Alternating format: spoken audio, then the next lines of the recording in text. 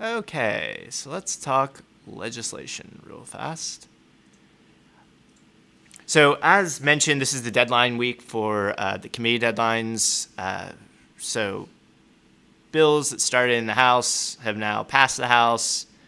So, they're in Senate committees. Senate bills have passed the Senate, and they are now in House committees. So, they switch sides halfway through, go through those committees, and then they'll go to floor votes. So, I've updated some of this, so I'll go through it pretty quick. Up at the top here, we have all of our anti-protest bills. I'll be honest, these suckers are moving through. So if it says pass Senate committee, that means it is ready for a floor vote, or if it says it passed a committee. So basically every single anti-protest bill has passed a committee vote, which I would say is bad in the sense that, I mean, that means they're moving along in the process, but it also means that usually committee is where some deals can be made. They say, like, okay, we're going to, maybe hear these three, but we're going to get rid of these other three. And they're just passing all of them. So, yeah, I mean, generally the thought is that's really bad.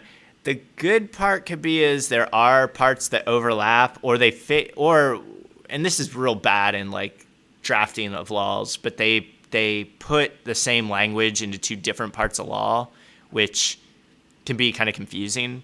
So, I mean, maybe there is a chance that they're, no pun intended on this, but they're like gonna have like a pile up, right? Like they all kind of do similar-ish stuff, and they all kind of tweak all these different things. Like maybe they'll all like run into each other at the end, especially if they can get amended, or if they start trying to be like, well, we need to, guide these in some way.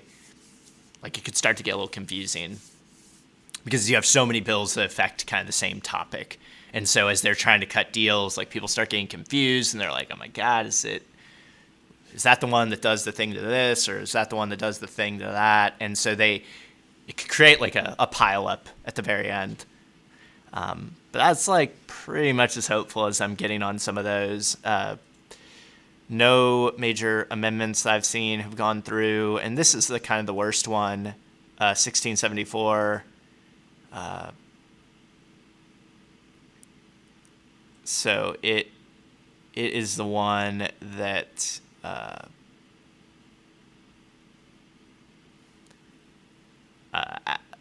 adds punishments for obstructing a street or highway, which again, not even sure that's constitutional, and then adds a bunch of new laws about removing liability if somebody unintentionally injures someone using their car. Stuff about riots, which again, the threshold for a riot is like 3 people doing something that is sort of illegal. I mean, it's just a very low bar for what you could declare a riot. And so it just creates a lot of gray area of people being able to potentially run people over with their car. Yeah,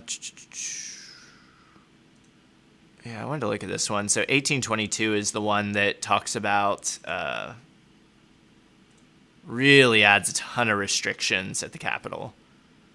So yeah, 15 different restrictions. And they're so clever about it, because it's like they put like really reasonable sounding stuff in there, but then they also put, kind of ridiculous stuff. Like you're not allowed to hang banners or signs, which, again, like in the history of protests in Oklahoma, it's like there was a banner drop one time. Nobody got hurt. Nothing happened. I mean, but now we're going to make it illegal to do that. And so it's just like the discretionary side of these laws, who are they going to get used against? I mean, it's a bad deal. Because they won't be enforced equally either. I mean, they're not going to anti-abortion protesters hang up signs. They do all sorts of crazy shit, block hallways, shout at people, and all of that would become, assembling, congregating, or acting individually in such a way as to obstruct a sidewalk, walkway, or entrance or exits is prohibited. But again, like, are they gonna tell the pro-life crowd, the anti-abortion crazies, to stop blocking the thing? Probably not. So anyway, it just adds a whole bunch of laws to the books they're criminalizing. We have our campaign, which I will share again, and we've gotten a decent amount of media this week. But check it out, share it. I think what we're going to end up having to do is raise some pledges and unseat some of these folks. So anyway, here's the campaign page.